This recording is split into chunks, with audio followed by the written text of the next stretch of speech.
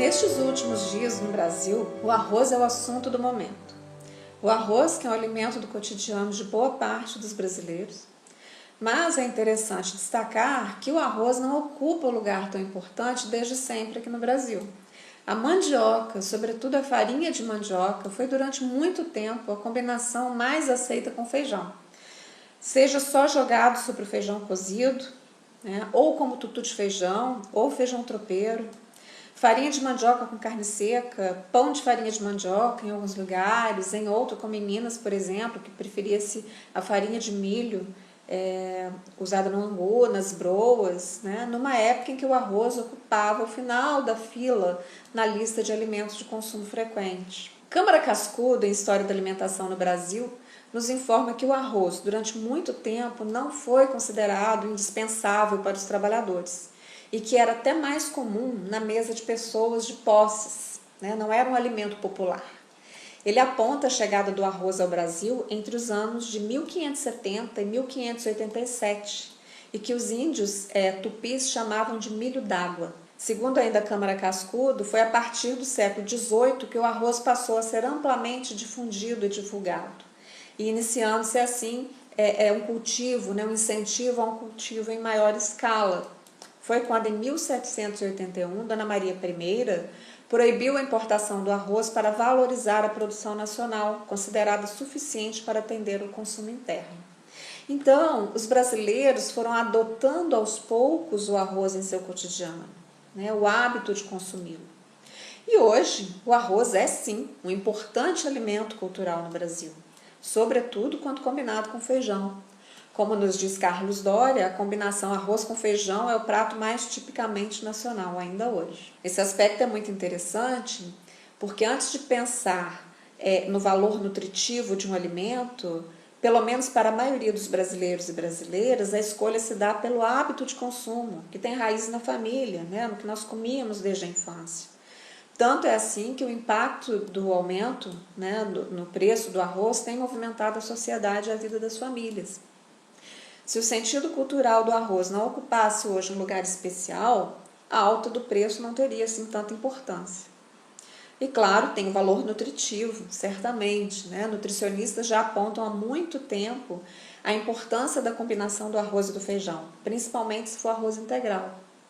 Em conversa com uma colega professora nutricionista, ela me informou que os aminoácidos que estão no arroz são justamente os que faltam no feijão e vice-versa. Então, trata-se de um casamento perfeito. O arroz, assim como o feijão, o macarrão, a gordura de porco, a mandioca, a batata doce, são consideradas culturalmente como comida forte ou comida grosseira.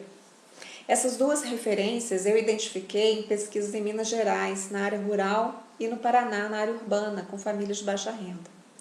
Comida forte ou grosseira é aquela que os trabalhadores braçais da roça ou na cidade, na construção civil, por exemplo, consideram como comida que dá sustentação para aguentar um dia de trabalho, a sustância.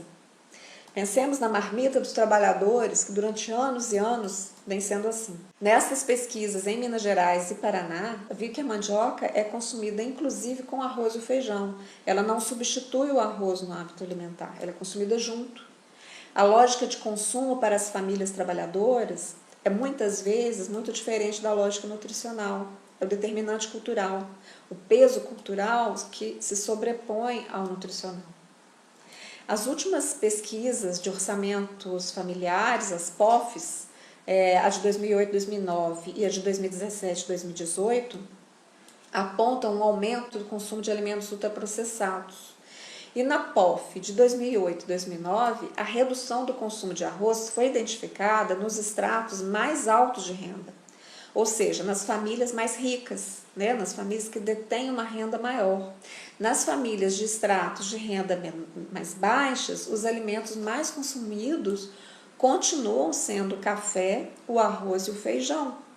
E segundo essa última POF, a média de consumo diário per capita de arroz no Brasil é de 131,4 gramas ao dia e a de feijão 142 gramas ao dia. O IBGE lançará em breve os resultados da análise da segurança alimentar no Brasil. realizada a partir da aplicação da Escala Brasileira de Insegurança Alimentar, e que compõem os resultados, né, vão compor os resultados da POF 2017-2018. A ONU tem alertado que o Brasil corre grande risco de voltar a compor o mapa da fome, elaborado pela FAO e do qual nós saímos, né, o Brasil saiu em 2014. Entram para o mapa da fome os países que possuem mais de 5% de sua população em extrema pobreza e em insegurança alimentar. Um estudo do Banco Mundial de 2019 aponta que 14,7 milhões de pessoas no Brasil deverão passar para a extrema pobreza até final de 2020, ou seja, aproximadamente 7% da população. Isso tem várias razões de ordem socioeconômica do país, agravada pela pandemia do coronavírus. Essa informação é do economista Daniel Balaban, chefe do Escritório Brasileiro do Programa Mundial de Alimentos da ONU, em recente entrevista à imprensa.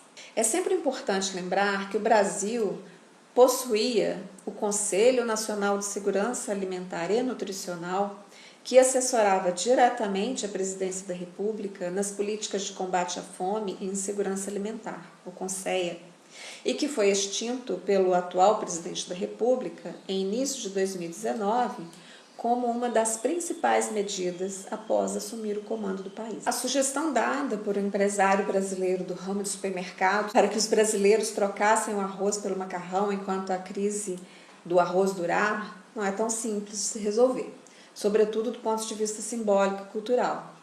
Para a população de renda mais alta, que segundo a última POF é a que vem reduzindo o consumo de arroz, isso pode até não representar um grande problema.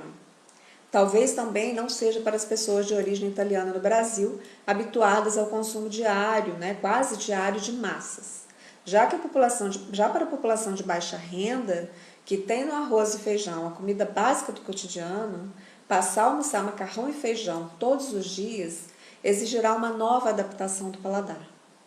Porque se da combinação arroz e feijão as pessoas parecem não enjoar, elas podem enjoar facilmente, né, rapidamente da combinação macarrão e feijão, ou nem mesmo aprová-la.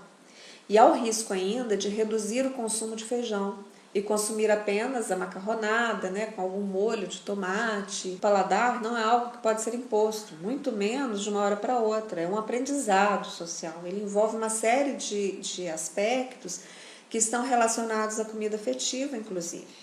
O arroz, para ocupar o espaço que tem hoje, levou anos e anos.